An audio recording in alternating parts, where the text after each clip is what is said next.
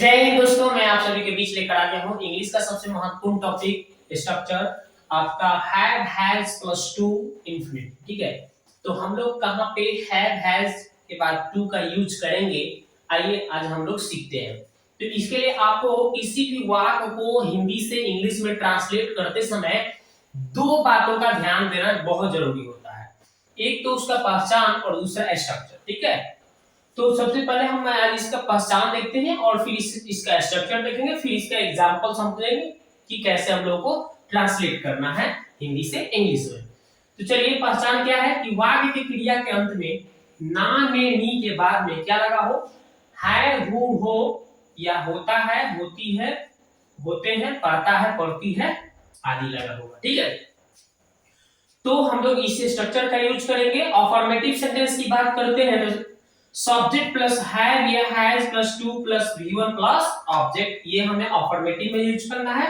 और नेगेटिव जिसमें नहीं लगा हो तो उसमें हम लोग सब्जेक्ट के बाद में हैव या has plus not plus two plus V1 plus object, not के बाद टू लगाना होगा। और इंट्रोगेटिव जो कि वाक्य क्या से शुरू होता है तो उसमें हम लोग हैव हैज पहले लगाएंगे, ठीक है, फिर सब्जेक्ट, फिर टू, फिर V1, फिर ऑब्जेक्ट, फिर क्वेश्चन मार्क, ये हम लोग यूज करेंगे। फिर इंट्रोगेटिव नेगेटिव यानी कि जो वाक्य में क्या लगा हो और बीच में नहीं लगा हो तो उसमें हम लोग have has plus subject plus not plus two plus V1 plus object plus question mark लगाएंगे।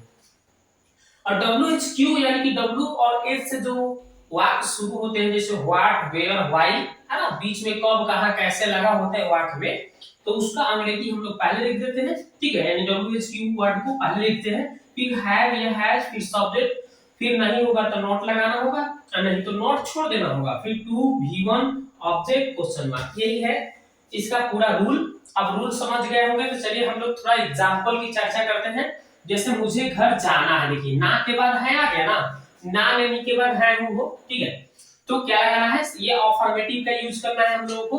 ठीक है, तो सब्जेक्ट पहले क्या है, मुझे के क्या हो गया आई, और उसके बाद हैव या है, तो आई के साथ आपको पता होगा कि हैव लगाना होता है। फिर उसके बाद में हैव के बाद क्या लगाना है, टू लगाना है, तो देखिए हम टू यूज कर देते हैं। फिर V1 वर्ब 1 यानी जाना के क्या हो जाएगा, गो हो जाएगा V1। ठीक है, और फिर ऑब्जेक्ट क्या है, घर, तो घर के लिए हम क्या लिख देंगे, टू हाउस, बन गया I have to go to house, मुझे घर जाना है।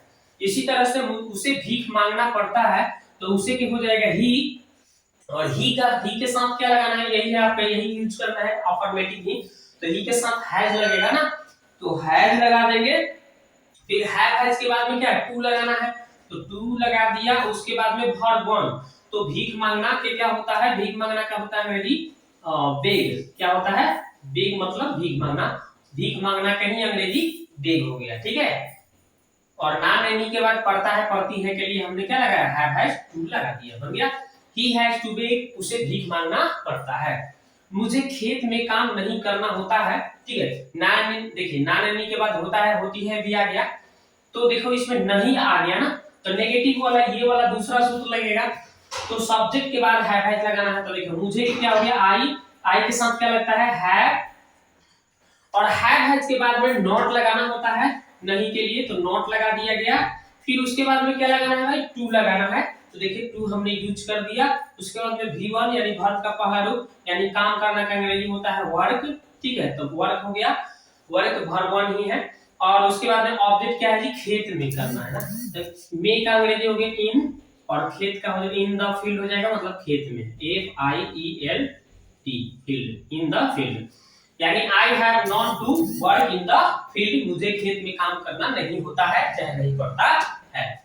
क्या तुम्हें घर जाना है, देखिए शुरू में क्या आ गया, तो इंट्रोगेटिव यानी ये तीसरा सूत्र हमें यूज करना है, हैव पहले यूज करना है, तो तुम्हें के यू होता है, यू के साथ हैव लगता है, तो हैव पहले लिख देंगे, और तुम्हें का अंग्रेजी फिर सब्जेक्ट लिखा गया, देख रहे हैं ना, हैव के बाद सब्जेक्ट, फिर उसके बाद टू का यूज करना है, टू, और फिर वर्ब 1 का जाना क्या हो गया, गो, और घर का हो जाएगा टू लगाकर क्या लिख देना है मेरे को, हाउस, गो टू हाउस, बन गया have you to go to house, क्या तुम्हें घर जाना है।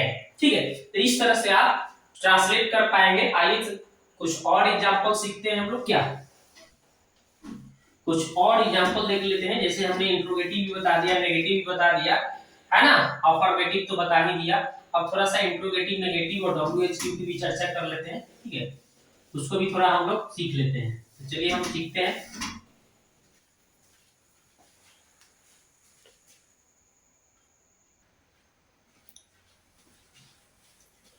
तो आप देखिए दोस्तों, आगे एग्जांपल देखते हैं। लिखा हुआ है क्या तुम्हें नहीं खेलना है। तो देखिए शुरू में क्या आ गया, तो इंट्रोगेटिव वाला यूज करना है, ठीक है ना, और नहीं भी आ गया है, क्या और नहीं दोनों आता है, तो इंट्रोगेटिव नेगेटिव यूज करना होता है, ठीक है। तो शुरू में क्या के लिए हैव पहले लगाना है, तो तुम्हें के चलते यू होता है, तुम्हें का यू के चलते साथ क्या लगता है, हैव लगता है। तो हैव और तुम्हें का हो गया यू, और उसके बाद में हैव सब्जेक्ट के बाद में नॉट लगाना होता है दोस्तों, नहीं है तो नॉट, उसके बाद टू, फिर वर्ब वन, खेलना के क्या हो जाएगा दोस्तों, प्ले। ऑब्जेक्ट नहीं है तो बन गया have you not to play, क्या तुम्हें नहीं खेलना है, ठीक है। आप देखिए उसके बाद है मुझे स्कूल नहीं जाना है, तो ये नेगेटिव वाला यूज है।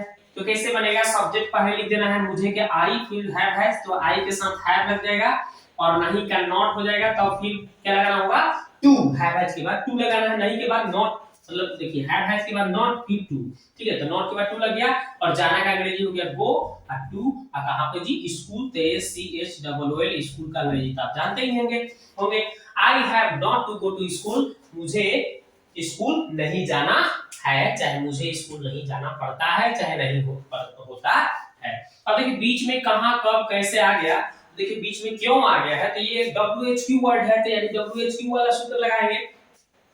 तो पहले WHQ वर्ड को पहले लिखना है, क्यों का अंग्रेजी पहले लिख देना है व्हाई, उसके बाद में हैव लगाना है सब्जेक्ट के अनुसार, तो मुझे आई होता है, मुझे का आई के अनुसार यहाँ पे क्या लगेगा दोस्तों, हैव, और तो फिर सब्जेक्ट क्या हो जाएगा, मुझे का आई हो गया सब्जेक्ट, फिर नहीं होगा तो नॉट लगाना है, हाँ नहीं है तो इसमें नॉट लगा दीजिए, फिर उसके बाद में टू लगाना है, फिर वर्ब वन, तो वर्ब क्या है जी, काम करना, काम करना के अंग्रेजी आप जानते हैं वर्क होता है, ठीक है। अब क्वेश्चन मार्क लग गया, ऑब्जेक्ट नहीं है तो why have I not to work, मुझे काम नहीं क्यों नहीं करना है, ठीक है, इस तरह से।